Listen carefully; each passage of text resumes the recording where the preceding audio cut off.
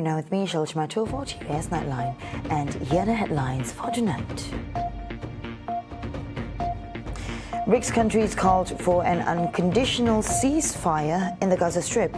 Leaders and governments of the BRICS countries made the matter its priority during the first day of the BRICS summit. US President Donald Trump has threatened member countries of BRICS, or those who align with the bloc will be received additional 10% tariff. He said strongly that there will be no exception to the policy. One for the books. The Sarawak Dun Membership Composition Bill 2025 was approved after it was unanimously voted by all members of the Dun sitting during a special sitting today. This would add additional constituencies in Sarawak from 82 to 99. More details coming up.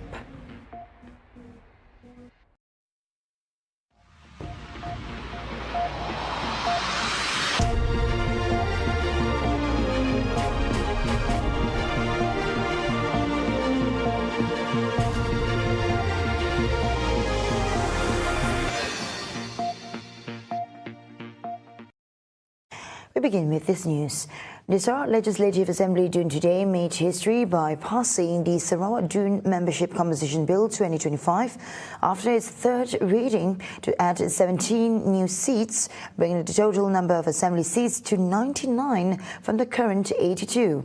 Sarawak State Assembly Speaker Tan Sri Dr. Ahmad Muhammad Asfia Awang Nasser announced the bill's approval after it received unanimous support from all members of the Legislative Assembly Dun present. The bill, tabled by the Minister of Tourism, Creative Industry and Performing Arts, Datuk Seri Abdul Karim Rahman Hamzah, described it as a crucial step in ensuring that the Sarawak Assembly remains dynamic and responsive to demographic changes and the demands of the people. The addition of 17 new seats is part of a reform process aimed at strengthening the democratic system in the state. It is also intended to ensure more inclusive and comprehensive representation across all constituencies, especially in rapidly developing rural areas. During the debate session, a total of 31 Assembly members participated, raising issues related to the needs and interests of their respective constituencies.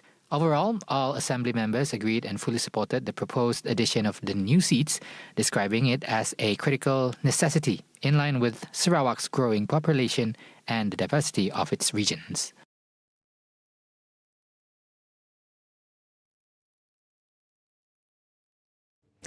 The boat capsize incident that occurred off Belawai Beach on Saturday claimed the lives of all 10 individuals aboard. The bodies of the 5 remaining missing victims being discovered by the Search and Rescue SR team this morning.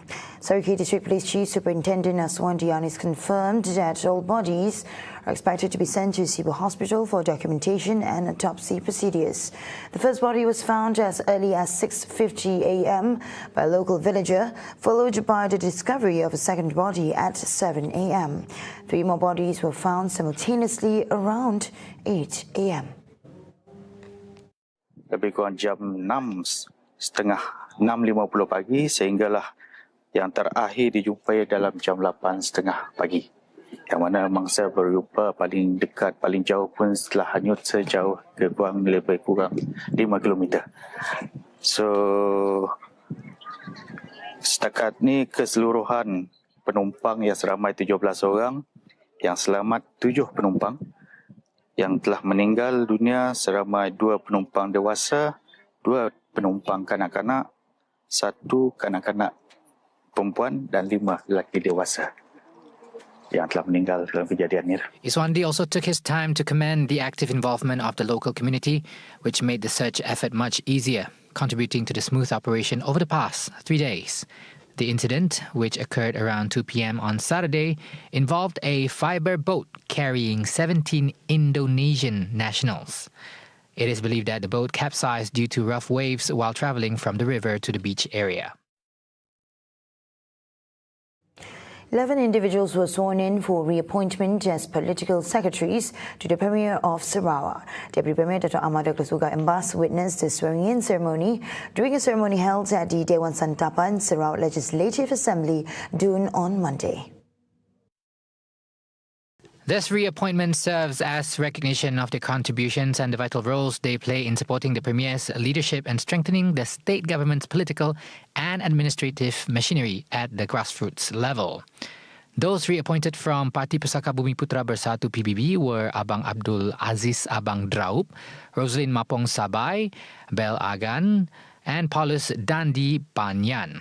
4 appointees from the Sarawak United People's Party SUPP were Ko Tek Wan, Kwajek Sang, Angeli Stephen Raja, and William Anut. 2 were from the Parti Rakyat Sarawak PRS, Rosalind Neging and Pandang Semat, while Sam Laya represented the Progressive Democratic Party PDP. As political secretaries to the Premier, they serve as key liaisons between the government and the people, particularly in communicating state policies, explaining development initiatives, and ensuring active community participation in Sarawak's transformation agenda. And Timor-Leste will become the newest member to join the Southeast Asian Nuclear Weapon Free Zone Treaty.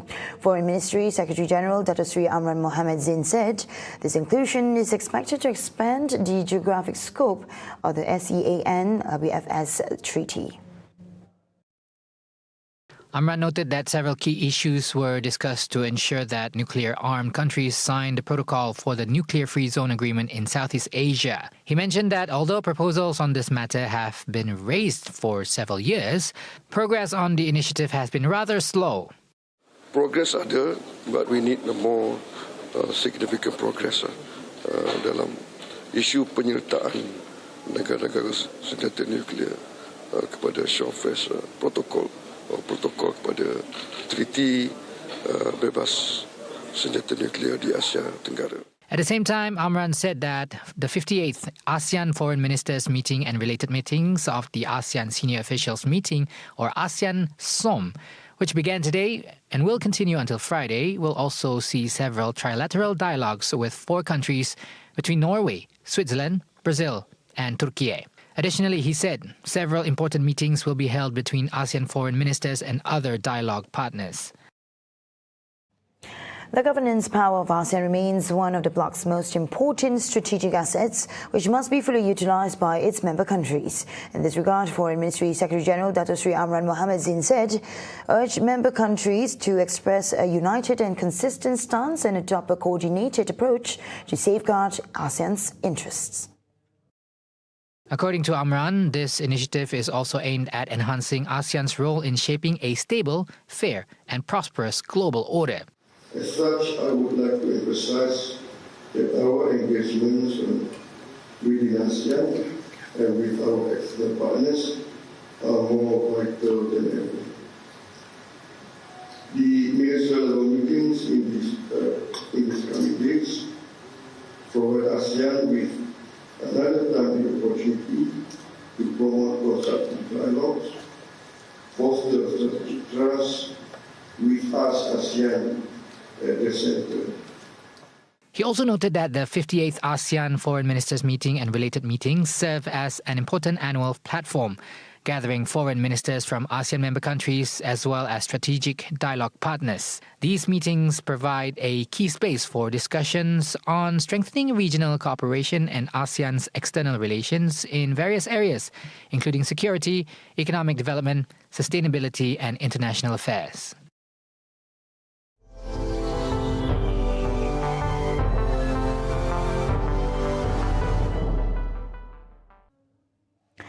Welcome back. Leaders of the BRICS countries during the 17th summit held in Rio de Janeiro, Brazil on Sunday called for an unconditional ceasefire in the Gaza Strip to end the 22-month-old war. In a joint statement issued by the leaders and governments of the BRICS countries on the first day of the summit, the group expressed its grave concern for the Palestinian people due to the Israeli aggression on Gaza. The group stated that all parties must engage in good faith to further negotiations to achieve immediate ceasefire as well as full withdrawal of the Zionist regime in the Gaza Strip. It affirmed that the Gaza Strip is an integral part of the Palestinian territories, stressing the importance of unifying the West Bank and Gaza Strip under the administration of the Palestinian Authority. In a joint statement, the leaders condemned the military attacks on Iranian civilian infrastructure and peaceful nuclear facilities, which are under full supervision of the International Atomic Energy Agency, considering them a violation of international law. The declaration stated, "We condemn the military strikes against Iran that began on June 13, 2025, which constitute a violation of international law." In the declaration of the Brussels summit, BRICS leaders expressed their hope that current efforts to resolve the crisis in Ukraine would lead to a peaceful agreement. U.S. President Donald Trump threatened any country that aligns itself with the anti-American policies of the BRICS economic bloc will face an additional 10% tariff. According to his post, the Truth Social platform, he wrote, "There will be no exceptions to this policy." In another post, he announced that U.S. tariff letters and all agreements with various countries across the world will be delivered starting 12 p.m. Eastern Time on Monday, July 7th. In January, Trump said there is no chance that BRICS countries will replace the U.S. dollar in international trade or anywhere else. Meanwhile, BRICS members have discussed shifting from the dollar in recent years, with discussions intensifying after the U.S. imposed sanctions on Russia in 2022 following the start of its special military operation in Ukraine. Trump's statements came as leaders and representatives from BRICS are gathering in Rio de Janeiro for the group's 17th annual summit.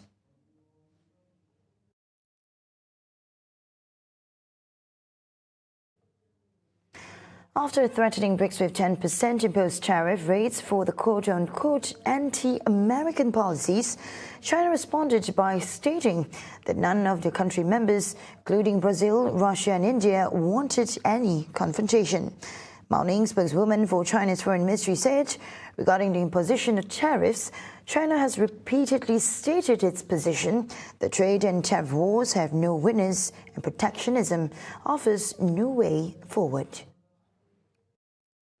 金砖机制是新兴市场和发展中国家合作的重要平台，倡导开放包容、合作共赢，不搞阵营对抗，不针对任何国家。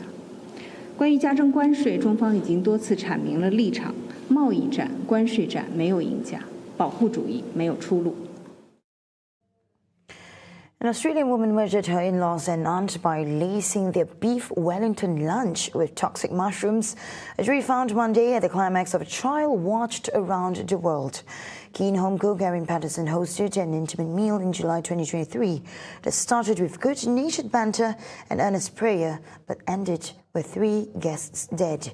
Victoria Police Detective Inspector Dean Thomas asked the media to respect the family's privacy in a statement outside the court in Morwell, Australia. I think it's very important that we remember that we've had 3 people. 3 people have died, and we've had a person that nearly died and was seriously injured as a result, and that has led to these charges. I ask that we acknowledge those people and not forget them. The Patterson family and Wilkinson family have asked for privacy during this time, and I ask that the media please respect that.